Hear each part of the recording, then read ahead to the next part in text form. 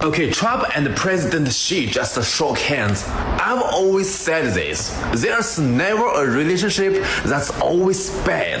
Trump revives the G2 idea, but China still says no. President Xi and Trump just finished the meeting in Busan, South Korea today. Before the talks, Trump posted on social media, the G2 will be convening shortly. That phrase, G2, isn't new. It first appeared during the Obama era when Washington suggested a word led jointly by the United States and China. But back then, Beijing didn't accept it. And this time, again, China's state media made no mention of G2 in their reports. China's official statement focused on something else.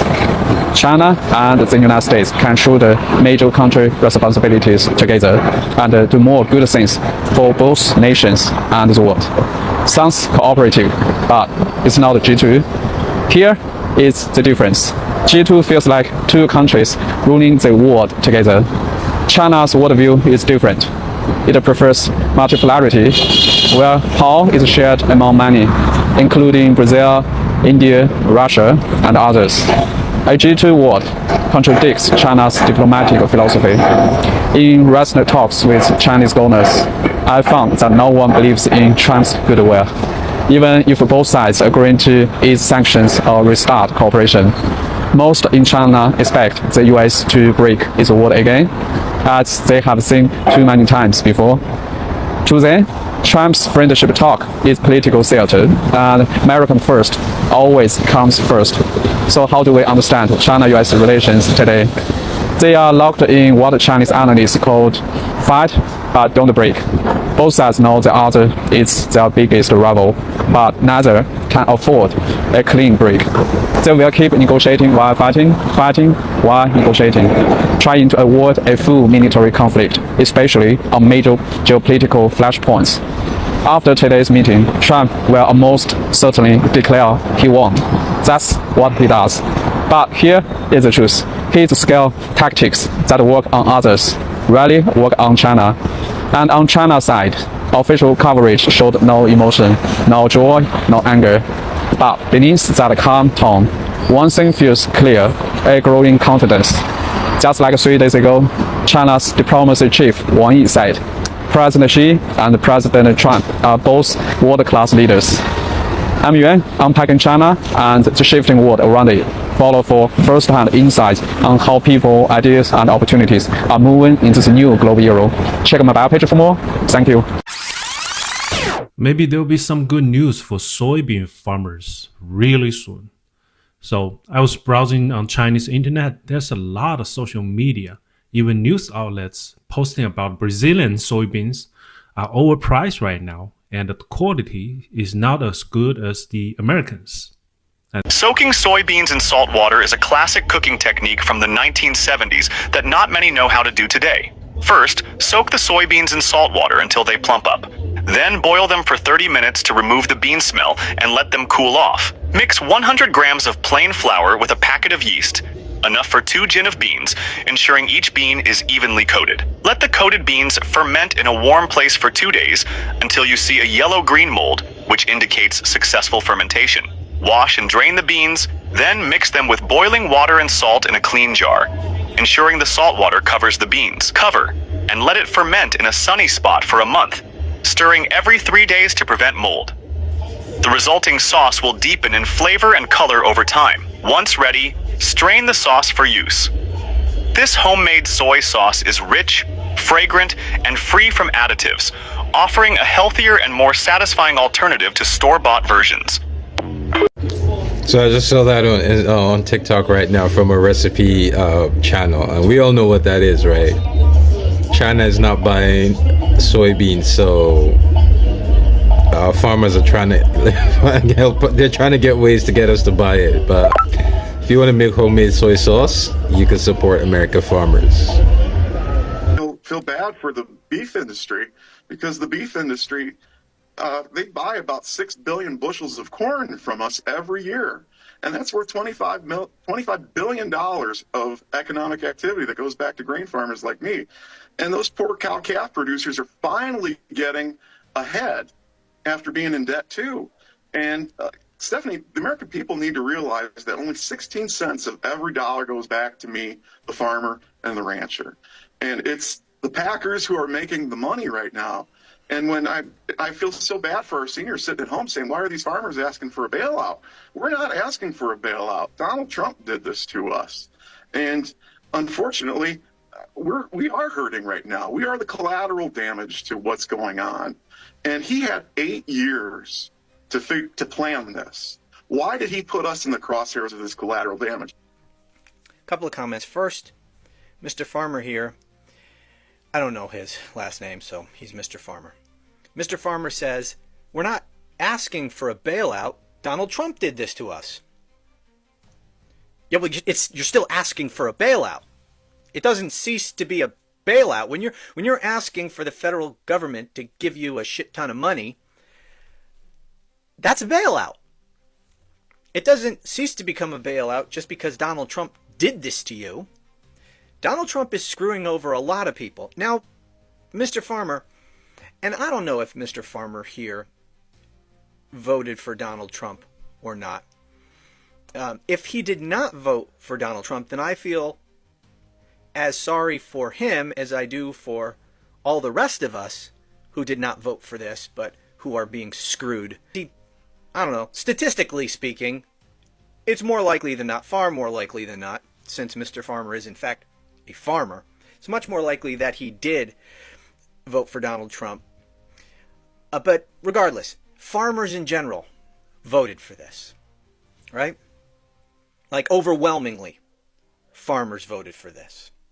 The cattle ranchers, the grain farmers like Mr. Farmer here, and all the rest of them overwhelmingly voted for Donald Trump. And now they want a bailout. Here's what they need to understand. First of all, fuck and your bailout. I hope you don't get a penny. You don't deserve a damn penny. That's number one.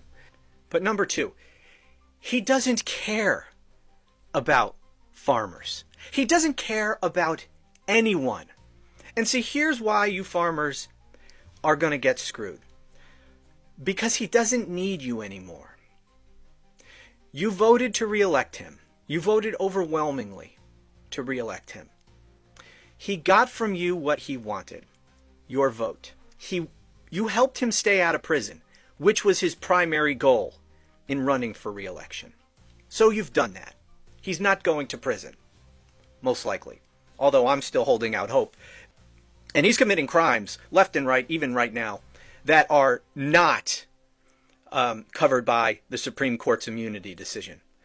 So it is not outside the realm of possibility that if we can elect a Democrat in 2028, who will then aggressively pursue Donald Trump for his crimes beginning in January 2029, then maybe he will end up in prison where he belongs. But this kind of talk is just appear right before Trump visited Asia to meet Xi. This is some special timing. The fact is, when China buying Brazilian soybeans right now, and the price definitely went up a little bit. Now it's $650 a ton, and that is about $66 more expensive than U.S. soy.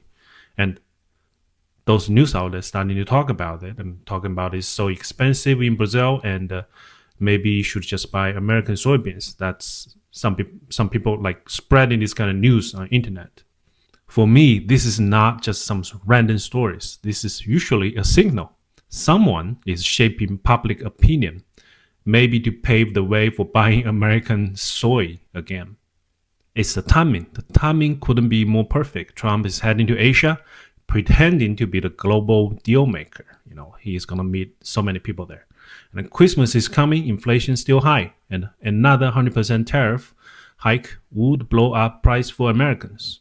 So what does he need right now? A deal, a handshake, and maybe some photo ops. China still need advanced chips, aircraft parts, and the US need rare earths and the pharmaceutical materials. Both sides need something. So this means this meeting might be a temporary truce in the trade war. Now, I know a lot of people in here watching this will say, well, those farmers voted for it and FAFO. But that's not the point. Those farmers are still working class. They produce real food, real labor. Even if they voted the wrong guy, they're still part of us. They might learn a hard lesson this time. Next time, maybe they will see who is really exploiting them. It is always the working class versus the ruling class. And that's the message I will keep repeating here. Don't alienate them. We need to organize them. The best way to calm a trade war that you started is not to start it. So Argentina gets $40 billion of American taxpayer money. Argentina has a gross domestic product, a GDP annually of 620 some billion, meaning that we just gave them roughly 15% of their annual gross domestic product. If we are such a business conscious country, if we are a business first, we elected him because he's a good businessman. Okay, so explain to me the ROI on that. Return on investment is what that means. Can you explain to me in business terms how it makes sense to give a country 15% of their gross domestic product? America's gross domestic product is roughly $27 trillion, which means that a country would have to give us $3 to $5 trillion to be the equivalent of what we just gave to Argentina. So convince me, explain to me the ROI, explain to me like I'm a business person, how it makes business sense to give a country over 10% of their gross domestic product. Explain it to me, please. Hey, Mega, where's the $17 trillion from tariff money that Trump said he brought in? Where is it? Where's it going? As far as I can tell, we have a higher amount of debt. Where's the money? Where did it go? Tell me. You know, have we just normalized the whole idea that our president just lies? And so does Caroline Leavitt. Just lies. Almost every day. Like, for instance, our president said this. Please watch. Building it'll be near it but not touching it, and pays total respect to the existing building. He said that. Yeah, he did. And then this is what happened.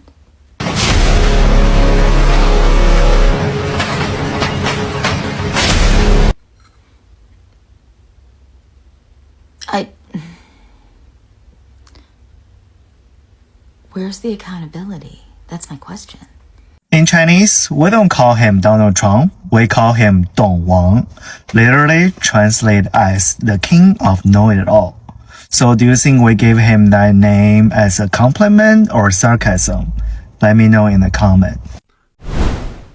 The Supreme Court now is reviewing if Trump's tariff were even legal.